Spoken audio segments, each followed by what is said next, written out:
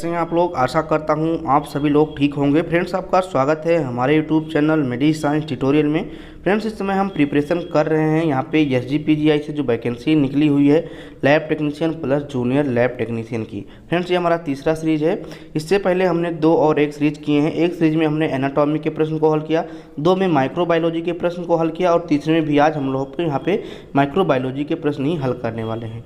Friends, यहाँ पे लगातार हम कोई भी सीरीज नहीं करने वाले हैं, क्योंकि क्या हुआ था कि जब हम UPNHM का प्रिपरेशन कर रहे थे तो उस समय हमने माइक्रोबायोलॉजी के कई सारे सीरीज करा दिए और जब सिलेबस आया तो वहाँ पे माइक्रोबायोलॉजी के पॉइंट बहुत ही कम थे। तो इन केस में हम लगातार बदलते रहेंगे, 2-2, 3-3 लेक्चर के बाद हम बायोकेमिस्ट्री, हेमेटोलॉजी ऐसे करके बनाएंगे ताकि बाद में हमको कोई प्रॉब्लम ना हो। और फ्रेंड्स, अगर आप टेलीग्राम चैनल नहीं ज्वाइन किए हैं तो टेलीग्राम चैनल ज्वाइन कर लीजिए, हम लिंक डिस्क्रिप्शन बॉक्स में दे देंगे। वहाँ से आपको PDF और साथ साथ में क्विज पोल भी मिल जाएंगे। तो चलिए फ्रेंड्स, देर नहीं करते हैं, आते हैं प्रश्नों पर। प्रश्न पहला हमारा कह रहा कि friends, which anaerobic organism may produce some growth on the surface of aerobic plate, यानी कि एक प्रकार का एनारोबिक ऑर्गेनिज्म है जो कि ग्रोथ कभी कभी करता है आपके एरोबिक प्लेट पे और वो ग्रोथ बहुत हल्का होता है। तो वो कौन सा आपका ऑर्गेनिज्म है? तो फ्रेंड्स, वो आपका होता है क्लॉस्ट्रिडियम परफेरियंस। तो आपके नाम ऑप्शन नंबर डी सही जाएगा। चलिए फ्रेंड्स, आते हैं अगले प्रश्न पे। अगला प्रश्न हमारा कह रहा है कि which species of Clostridium is strict and anaerobic and produce growth only if the oxygen tension is less than 2 mmHg, यानी कि एक प्रकार का आपका क्लॉस्ट्रिडियम का स्पीसीज है जो कि एनारोबिक बैक्टीरिया होते हैं और ये कभी कभी आपके ऑक्सीजन में ग्रो करते हैं, ऑक्सीजन वाले कल्चर मीडिया में, लेकिन उनका टेंशन लेस देन 2 mmHg होना चाहिए। तो वो कौन सा आपका क्लॉस्ट्रिडियम का स्पीसीज होगा? तो फ्रेंड्स, ये आपका क्लॉस्ट्रिडियम टेटानी होता है। तो ऑप्शन नंबर यहाँ पे ए सही जाएगा। चलिए फ्रेंड्स, आते हैं अगले प्रश्न पे। अगला प्रश्न हमारा है कि the popular but ineffective anaerobic culture media is, यानी कि एक प्रकार का पॉपुलर मेथड तो है लेकिन इनइफेक्टिव है। एनारोबिक कल्चर मीडिया कौन सा एनारोबिक कल्चर मीडिया है जो कि पॉपुलर है लेकिन इनइफेक्टिव है? तो फ्रेंड्स, ये होता है आपका कैंडल जार मेथड। तो ऑप्शन नंबर यहाँ पे बी सही जाएगा। चलिए फ्रेंड्स, आते हैं अगले प्रश्न पे। अगला प्रश्न हमारा है इन द केमिकल और biological method of anaerobiosis which chemical absorb oxygen, यानी कि फ्रेंड्स इसमें कह रहा है कि आपके बायोलॉजिकल मेथड या फिर कोई भी केमिकल मेथड जिसमें एनाबियोसिस होता है तो उसमें कौन सा केमिकल ऑक्सीजन को एब्जॉर्ब करता है? तो फ्रेंड्स, ये होता है आपका एल्काइलिन पायरोगॉल्स। तो ऑप्शन नंबर यहाँ पे ए सही जाएगा, एल्काइलिन पायरोगॉल्स। चलिए फ्रेंड्स, आते हैं अगले प्रश्न पे। अगला प्रश्न हमारा है कि in candle jar method which gas is produce inside the candle jar which stimulate the growth of bacteria. तो फ्रेंड्स, आपको पता है कि कैंडल जार में आपका एनारोबिक बैक्टीरिया को ग्रो कराया जाता है। तो कौन सा गैस यहाँ पे प्रोड्यूस हो सकता है और वो गैस आपके स्टिमुलेट करता है बैक्टीरिया के ग्रोथ के लिए? तो आपका कार्बन डाइऑक्साइड होता है। ऑप्शन नंबर डी सही जाएगा, क्योंकि कार्बन डाइऑक्साइड आपका एक एनारोबिक में आता है और इन केस में जब इसकी मात्रा वहाँ पर रहेगी तो जो एनारोबिक बैक्टीरिया होंगे या फिर एनारोबिक ऑर्गेनिज्म होंगे वो क्या हो जाएंगे? ग्रो हो जाएंगे। चलिए फ्रेंड्स, आते हैं अगले प्रश्न पे। अगला प्रश्न हमारा है इन द केमिकल और biological method when pyrogallols acid is mixed with sodium hydroxide in a test tube then which gas is produce. तो फ्रेंड्स, जब दोनों को हम मिक्स करते हैं तो कौन सा गैस प्रोड्यूस होता है आपका? तो ये आपका होता है कार्बन डाइऑक्साइड। तो ऑप्शन नंबर यहाँ पे ए सही जाएगा, कार्बन डाइऑक्साइड। और कार्बन डाइऑक्साइड का उपयोग हम क्या करते हैं? एनारोबिक बैक्टीरिया को ग्रो करने के लिए करते हैं। चलिए फ्रेंड्स, आते हैं अगले प्रश्न पे। अगला प्रश्न हमारा कह रहा है कि इन द केमिकल और biological method which dish is use in petri dish. तो किस प्रकार के डिश का हम यूज करते हैं आपके बायोलॉजिकल मेथड के लिए? तो फ्रेंड्स, हम मेटल डिश का यूज करते हैं। तो ऑप्शन नंबर यहाँ पे ए सही जाएगा। चलिए फ्रेंड्स, आते हैं अब अगले प्रश्न पे। अगला प्रश्न हमारा है कि apart from alkaline pyrogallols which other chemical use to produce anaerobiosis, ठीक है, एनाबियोसिस इन केमिकल मेथड। तो फ्रेंड्स, कह रहा है कि अगर आप यहाँ पे एल्कालाइन पायरोगॉल का उपयोग नहीं करते हैं तो उसके जगह पे किस प्रकार के केमिकल का आप यूज कर सकते हैं एनाबियोसिस के मेथड में? तो फ्रेंड्स, यहाँ पे आप यूज कर सकते हैं कौन कौन सा?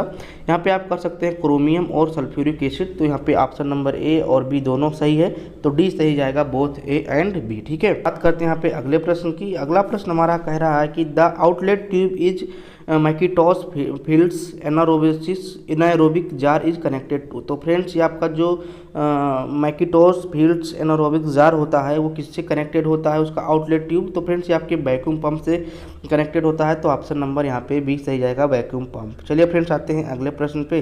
अगला प्रश्न हमारा कह रहा है कि in the gas pack method of anaerobic culture which gas is produce inside the jar तो फ्रेंड्स कौन से गैस का यहाँ पे प्रोड्यूशन होता है गैस पैक मेथड में, तो आपका carbon dioxide and hydrogen produce होता है। तो ऑप्शन नंबर यहाँ पे डी सही जाएगा, कार्बन डाइऑक्साइड और हाइड्रोजन।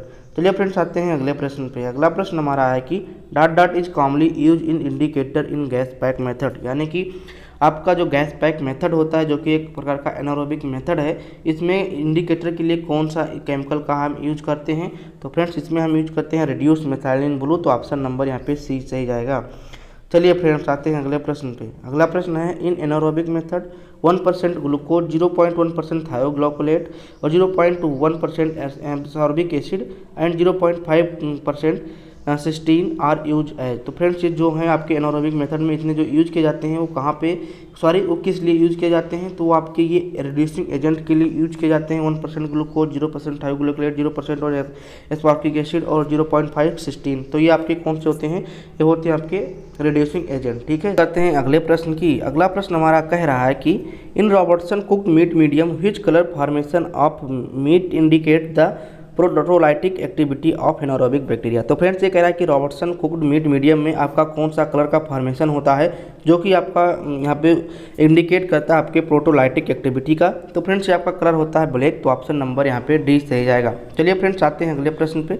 अगला प्रश्न हमारा कह रहा है कि enrichment media, selective media, indicator media are widely use of the isolation of pathogen from which type of specimen. यानी कि ये कह रहा है कि इनरिच मीडिया है, सिलेक्टिव मीडिया है, इंडिकेटर मीडिया है, इसका उपयोग सबसे ज़्यादा होता है पैथोजन को ग्रो कराने के लिए।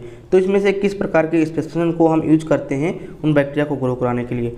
तो फ्रेंड्स यहाँ पे फीकस को भी हम करते हैं। तो ऑप्शन नंबर सी सही जाएगा। और कहीं पे बोथ यूरिन एंड फीकस रहेगा तो आप दोनों लगा दीजिएगा, यूरिन एंड फीकस। तो ठीक है, लेकिन यहाँ पे आपका सी सबसे ज़्यादा सही है। तो ऑप्शन नंबर सी सही जाएगा। चलिए फ्रेंड्स अब आते हैं अगले प्रश्न पे। अगला प्रश्न हमारा है कि thermophilic bacteria grow at which temperature, यानी कि जो थर्मोफिलिक बैक्टीरिया होते हैं वो किस टेम्परेचर पे ग्रो करते हैं। तो फ्रेंड्स जो थर्मोफिलिक बैक्टीरिया होते हैं बहुत ही हाई टेम्परेचर पे ग्रो करते हैं और इनका जो टेम्परेचर होता है 50 से 100 डिग्री सेल्सियस के बीच होगा। तो ऑप्शन नंबर बी सही जाएगा। चलिए फ्रेंड्स आते हैं अगले प्रश्न पे। अगला प्रश्न हमारा है कि Neisseria meningitidis and Neisseria catarrhalis can be purified by incubation at which temperature. तो फ्रेंड्स नाइजीरिया मेनिंजाइटिस और नाइजीरिया कैटेरलिस जो आपके यहाँ पे हैं वो किस प्रकार के टेम्परेचर पे आपके इंक्यूबेट होते हैं। तो फ्रेंड्स ये आपके 22 डिग्री सेल्सियस पे। तो ऑप्शन नंबर बी सही जाएगा। चलिए फ्रेंड्स आते हैं अगले प्रश्न पे। अगला प्रश्न हमारा कह रहा है कि which tube is use for separation of motile bacteria from non motile bacteria, यानी कि किस प्रकार के आप यहाँ पे ट्यूब का यूज करते हैं। ये भी आपका एक कल्चर मीडिया ही होता है। तो उसमें आप देखते हैं कि कौन सा मोटाइल है और कौन नॉन मोटाइल है। तो फ्रेंड्स ये प्रश्न हम बहुत पहले आपको जब यूपीएनएचएम का हम प्रिपरेशन करा रहे थे तो वहाँ पे भी हमने बताया था कि ग्रेज जो ट्यूब होता है उसका उपयोग हम नॉन मोटाइल और मोटाइल बैक्टीरिया को पता कराने के लिए करते हैं। तो ऑप्शन नंबर यहाँ पे 20 सही जाएगा, ग्रेज ट्यूब। ठीक है, अब फ्रेंड्स आते हैं अगले प्रश्न पे। अगला प्रश्न हमारा है which bacilli is distinguished from other aerobic sporulation bacilli by incubation into mice and guinea pigs. तो फ्रेंड्स इसका जो आपका सही आंसर जाएगा एंथ्रैक्स बैसिलाई सही जाएगा। तो ऑप्शन नंबर यहाँ पे सी सही जाएगा। चलिए फ्रेंड्स आते हैं अगले प्रश्न पे। अगला प्रश्न हमारा कह रहा है कि which test is use differentiate group D streptococcus from other streptococci. तो फ्रेंड्स इसमें किस प्रकार के टेस्ट का आप उपयोग करते हैं डिफ्रेंशिएट करने के लिए कि यहाँ पे जो डी ग्रुप स्ट्रेप्टोकोकस होते हैं फ्रॉम अदर स्ट्रेप्टोकोकाई, यानी कि जो स्ट्रेप्टोकोकाई हैं जो अदर स्ट्रेप्टोकोकाई हैं उनसे डिफ्रेंशिएट करने के लिए किस प्रकार के आप टेस्ट का उपयोग करते हैं। तो यहाँ पे हम एसिलिन हाइड्रोलिसिस का उपयोग करते हैं। तो ऑप्शन नंबर यहाँ पे 20 सही जाएगा। ठीक है, चलिए फ्रेंड्स आते हैं अगले प्रश्न पे। अगला प्रश्न हमारा कह रहा है कि in esculin hydrolysis method which is reduced to esculetin and glucose. तो फ्रेंड्स यहाँ पे जो आपका आंसर है वो आपका सही जाएगा क्या, बी नंबर का एस्कुलिन। ठीक है, तो ऑप्शन नंबर 20 सही जाएगा एस्कुलिन। ठीक है, चलिए फ्रेंड्स आते हैं अगले प्रश्न पे। अगला प्रश्न हमारा है which colour formation indicate positive esculin hydrolysis test. तो कौन सा यहाँ पे कलर दिखाई देगा आपके पॉजिटिव एक्सक्लूलिन हाइड्रोलिसिस टेस्ट में। तो आपका ब्राउन टू ब्लैक हो जाएगा। तो ऑप्शन नंबर 20 सही जाएगा, ब्राउन टू ब्लैक। फ्रेंड्स अब आते हैं अगले प्रश्न पे। अगला प्रश्न हमारा है which organism give positive esculin hydrolysis test. कौन से ऑर्गेनिज्म देते हैं आपके यहाँ पे एस्कुलिन पॉजिटिव। तो फ्रेंड्स वो आपके कौन से होते हैं, वो आपके यहाँ पे होते हैं स्ट्रेप्टोकोकस फैसिलिस। तो ऑप्शन नंबर यहाँ पे देखते हैं कहाँ पे है, ये ऊपर आपके साइड में लिखा हुआ है स्ट्रेप्टोकोकस फैसिलिस तो ऑप्शन नंबर सी सही जाएगा। ठीक है फ्रेंड्स। अब फ्रेंड्स आते हैं अगले प्रश्न पे। अगला प्रश्न हमारा कह रहा है कि which enzyme act as potassium phenolphthalein disulphate to phenolphthalein. ठीक है, तो फ्रेंड्स ये आपका कौन सा एंजाइम एक्ट करता है? तो फ्रेंड्स ये आपका करता है एरोसोफॉस्फेटेज। तो ऑप्शन नंबर यहाँ पे डी सही जाएगा। ठीक है, एरोसोफॉस्फेटेज। ठीक है फ्रेंड्स, चलिए फ्रेंड्स आते हैं अगले प्रश्न पे। फ्रेंड्स थोड़ा PDF यहाँ पे थोड़ा सा ब्लर हो गया है, लेकिन आपको समझ में आ रहा होगा, दिखाई दे रहा होगा, हमको दिखाई दे रहा है। तो चलिए थोड़ा सा यहाँ पे मिस्टेक हो गया है, नेक्स्ट बार इसको सही करेंगे। फ्रेंड्स अगला प्रश्न हमारा which colour formation indicate positive aryl sulphatase test. तो एरिल सल्फेटेज टेस्ट में पॉजिटिव जो इंडिकेट होता है किस प्रकार के कलर से इंडिकेट होता है? तो वो आपके पिंक रेड से इंडिकेट होता है। तो ऑप्शन नंबर डी सही जाएगा। चलिए फ्रेंड्स आते हैं अगले प्रश्न पे। अगला प्रश्न हमारा है which species of mycobacterium give positive aryl sulphatase test. तो कौन सा स्पीसीज है माइक्रोबैक्टीरियम का जो कि पॉजिटिव एरिल सल्फेटेज टेस्ट को पॉजिटिव देता है?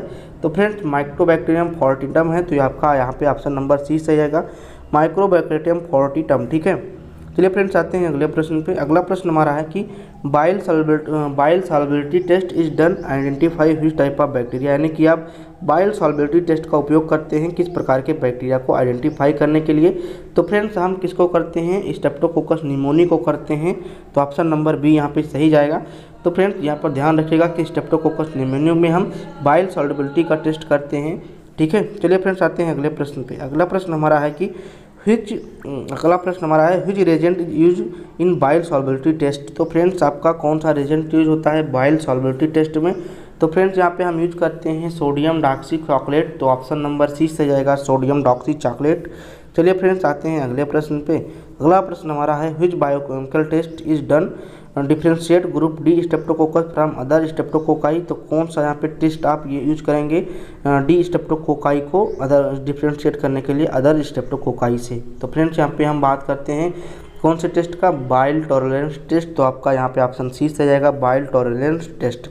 चलिए फ्रेंड्स आखिरी वाला प्रश्न है, इसको हम बता देते हैं। अगला प्रश्न हमारा है कि अगला प्रश्न catalase test is done differentiate streptococci from which organism. तो कैटालेज का टेस्ट का आप उपयोग करते हैं डिफ्रेंशिएट करने के लिए स्ट्रेप्टोकोकाई को किस ऑर्गेनिज्म से? तो फ्रेंड्स यहाँ पे स्ट्रेप्टोकोकाई से ही हम यहाँ पे, ठीक है, स्टेफाइलोकोकस को स्ट्रेप्टोकोकस से। फ्रेंड्स यहाँ पे थोड़ा सा प्रश्न फिर से पढ़ देते हैं। कैटालेज टेस्ट का आप उपयोग करते हैं स्टेफाइलोकोकस को स्ट्रेप्टोकोकस को डिफरेंट करने के लिए। तो ऑप्शन नंबर ध्यान रखिएगा ए सही जाएगा।